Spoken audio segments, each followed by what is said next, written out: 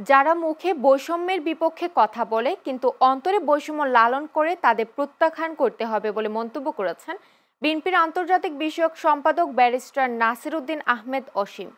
বুধবার বিকেলে সংসদীয় আসন ঢাকা ১০-এর কামরাঙ্গীরচর এলাকায় আসন্ন নির্বাচনে ধানের শীষের পক্ষে প্রচারণায় অংশ হিসেবে গণসংযোগ ও লিফলেট বিতরণকালে তিনি এসব কথা বলেন।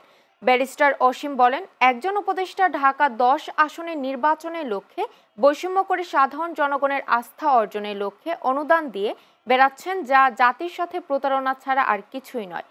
এ সময় সংসদীয় ঢাকা ১০ আসনে কামরাঙ্গীরচর থানা বিএনপি ও অঙ্গ সহযোগী সংগঠনের নেতাকর্মীরা উপস্থিত ছিলেন। তিনি ১৪৪টা মসজিদ, মাদ্রাসা, মন্দির অনুদান দিয়েছেন, কিন্তু অন্য কোথাও আর দেন নাই। তাহলে এই বৈষম্যটার দরকারটা কি ছিল?